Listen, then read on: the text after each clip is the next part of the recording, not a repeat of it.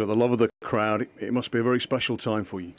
Yeah, I mean, I feel very privileged, to be in another finals. I know how much it means to so many players to be able to go out on centre court at Wimbledon in any given time in their career, and I've had the pleasure to play on centre court so many times, and this time in another finals, it's so good. It's good to be. I can't almost believe it's true again. So I'm happy I have a day off tomorrow where I can reflect on everything I did this year and this tournament, so I can get really ready for that final and hopefully play a good one. Well, the rest of us are in disbelief too. It's one of the great sporting stories, I think, to take 6 months off after last year's Wimbledon, Australian Open champion, now here in another final. Can you quite even put it into perspective for us?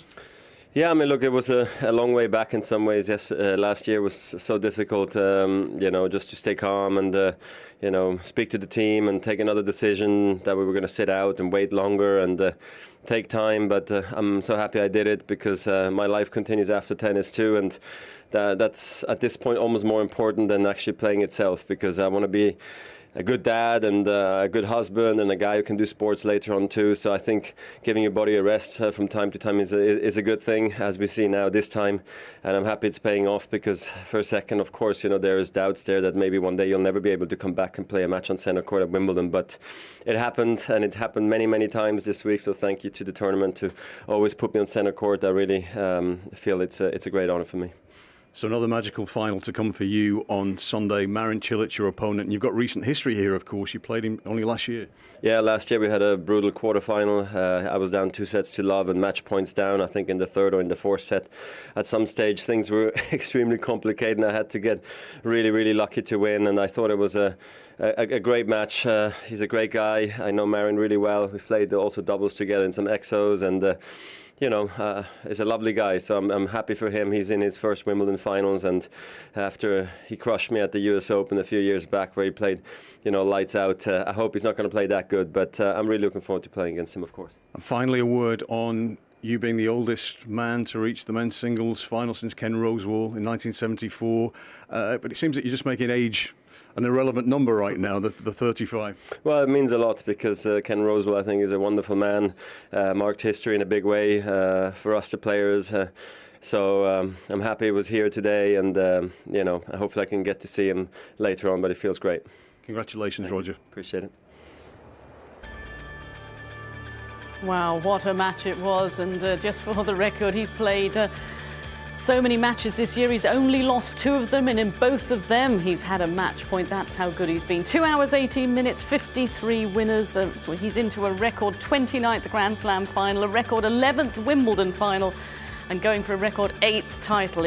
Everything's a record with Roger, that is for sure. He loves centre court, and we love watching him play out there, faultless and nerveless once again. He is simply the best.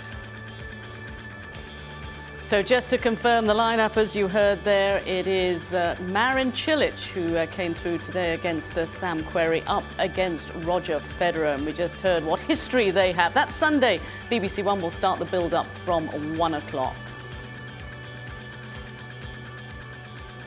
Wow, what a display of tennis that was. Let's just get further reflection from our 3 gentlemen in our commentary box, Boris, Tim and Andrew. I mean, Boris, first of all, you need to switch up a gear, don't you, when it gets tight. But Roger somehow switches up about 3.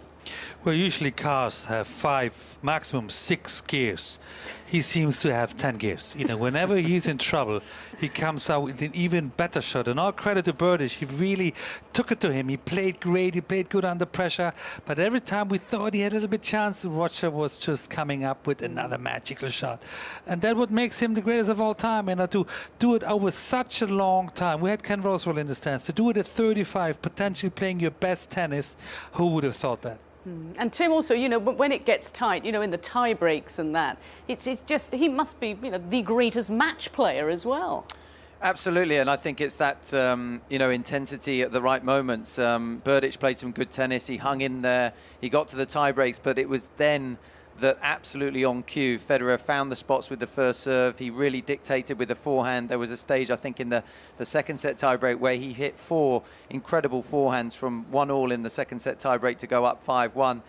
and that's where other players just can't hang with them and with him. And again, to come through in straight sets, it was a demanding match. I think it's just the ideal scenario for him moving forward into the final. It was interesting, Andy, how Roger was just saying about Cilic, you know, talking about the match last year and at the US Open, lights out tennis. You know, he can produce it, can't he? Well, he certainly can. He did so at the US Open. I thought Nishikori in that US Open final was a little bit nervous, but he beat everybody out of sight at that US. And Jonas Bjorkman, who I've been speaking to here, has been saying he doesn't want to see Cilic guiding the ball. Look, he's 6.5 foot tall. He's a rangy player. He's got big, flat ground strokes, hit them. And the forehand that he finished his semi-final off with today is exactly what he wants to bring to bear on Sunday. He can take the racket out of Federer's hand, and that is the sort of player, rather like Tsonga did on this court some years ago, that's the sort of player that Federer will fear. So if Cilic makes a good start, it's certainly not a pushover. Yes, it's 6-1 on the head-to-head. Federer starts favourite, but you know, we saw some nerves out there on centre court from Federer today, and we're bound to see them on Sunday as well. Yeah, because Boris, when you've had a match like he has, you know, Cilic has beaten him, and also, you know, 2 sets to love up match point. You know, you walk onto court feeling like you believe, don't you? Well, players remember when they played last time on this court, and it was an incredible 5-setter.